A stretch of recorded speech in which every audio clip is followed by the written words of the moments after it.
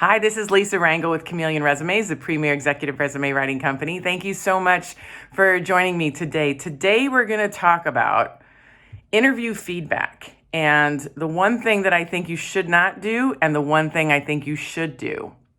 And it's somewhat of an unpopular opinion, I believe. There's a lot of talk on LinkedIn from job search coaches, interview coaches, recruiters, both corporate and search firm recruiters about soliciting and applying feedback from the interviewers that you just interviewed with for a job. And while I know it's a popular idea but I have to tell you, every time someone makes a suggestion to ask your interviewer when you didn't get the job for feedback on how you did on the interview, it just doesn't sit well with me as good advice. And that doesn't mean, if you do ask, that you won't get some, well-intentioned, knowledgeable recruiter that can see past their own job to give you, good pointed feedback for you. But I just, I'm going to go through, I think 3 things is what I have in my mind that I want to share with you. It might be altered by the end of this. It might be 4. But anyway, so the first reason why I don't think you should necessarily rely solely on the interviewer's feedback for how you perform next on an interview first reason is when you're asking an interviewer how I did or what can I do better, their feedback typically is from the scope of their perspective, right? If they're a corporate recruiter, they're giving you the feedback of how things are received well within their organization, what internal hiring managers want to see within their organization. And if your goal is to solely get into that company, obviously that may be helpful information, but,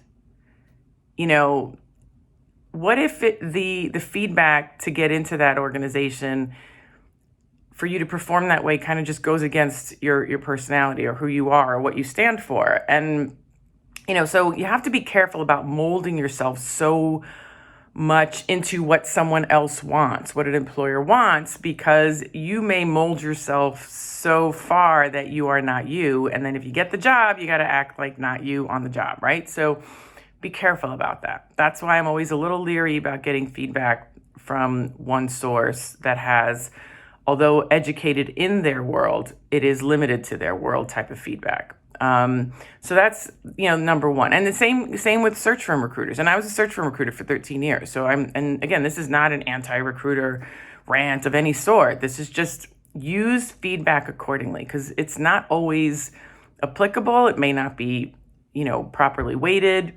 And it's not all equal. So, same with an external recruiter, a search firm recruiter. A search firm recruiter has, a half a dozen, maybe 6 dozen clients, depending on how the company is structured, if it's a sole proprietorship, if it's a corporate recruitment firm. They have their scope of clients that are willing to pay a fee for them to present candidates. And those recruiters, those external recruiters are experts then on how their clients want to see candidates in order to be worthy of a fee, right? So the feedback they're giving you is within that window, is within that context. So, whereas that feedback may not be applicable if you are approaching, a networking contact in the spirit of networking, and there's no fee attached to you being possibly hired down the line. Those are all different strategies that you need to factor in when you're preparing for your interview. So that's why I'm always a little bit leery about asking for feedback from a particular interviewer, because it tends to be from the scope of their context. And many of these recruiters, either corporate or search firm recruiters, aren't giving you the feedback from a global sense or how it will affect you sense or the best way for you to showcase you so you can be you on the job sense. They're giving you feedback so you can morph yourself and twist yourself into what they need. And I don't know how helpful that is for a lot of people when we're really trying to find an employer that allows us to be who we are, right? So you just got to factor that in mind. That was a little complex, but The another reason why I think you shouldn't necessarily depend on the feedback from the external interviewer is because they don't work for you. They don't work for you. And it kind of stems from the first point. But the key then is to find someone who works for you to get feedback from them about how to interview so you can land the job you want as opposed to the job you can fit best into. Right? Again, it's subtle, but to me, it's these subtle things that really allow you to then be happy at your next employer. Now, some may say, well, I can't afford to hire somebody. Listen, there are free resources, there are moderately priced resources, there are inexpensive resources, and there are super expensive resources. The key is to get help. And you may not get it right the first time. It may not be the right help for you the first time, but you have to be on the quest for someone who is going to take the time to understand what you want, what you don't want, and then help you prepare for that next role, so you're attracting the role you want as opposed to just fitting yourself in to a role that maybe in hindsight may not be the best role for you. Now, I'm telling you, there's free resources in various local governments around the U.S. There are some free resources all around the globe, which I'm admittedly a little less versed in, but I would always do research for somebody if asked. There's low-cost resources. There's interview books. There's interview courses, there's interview coaches, so we do all of that. We do the free, we do the low price, the mid price, and the high price coaching, mid price resources and high price coaching. But those exist well beyond Chameleon Resumes and Job Landing Academy. So, this isn't necessarily a pitch for me. This is a pitch for you to just get outside help. It can be joining a local job search group within your community, and everyone role plays and helps each other. So it doesn't have to cost anything, or it doesn't have to cost a lot. But at the same time, if you find that the free or the mid-ranged resources aren't working, this is an investment. People pay $100,000 for an MBA, or they'll pay, or even more in some cases, they'll pay, $60,000, $70,000 for even a bachelor's degree, or take out the loans for it. This is a small percentage of that amount for you to now learn how to present yourself and capitalize on that education that you've just paid for or taken a loan out for. So this is, again, personal development, and it's a skill set that you will use well beyond your career for the rest of your career. Whether you have 10 years left to your career or you have 40 years left to your career, this is a skill set that will pay dividends over and over and over again. So it's just something to consider, to hire someone that works for you and give you the feedback that helps you find the job that is right for you, as opposed to feedback that helps you contort into what someone else needs to land the job. So again, it's subtle, but it's so important, because what you want is important, and you need to sell yourself in such a way that attracts what you want. So that's the second thing. And then the third thing is, despite me saying now hire somebody and, get independent feedback that's sold for you, the third thing is to listen to your interviewer, and don't be afraid to abandon your training during that conversation. There's definitely rules about interviewing that and best practices that we all teach and encourage and train our clients on, our job-seeking clients on, as interview coaches, as job landing coaches. But here's the thing: if you're in a conversation with somebody and it's going really well, and you get an instinct to, it might be okay to bend the rule a little bit to really just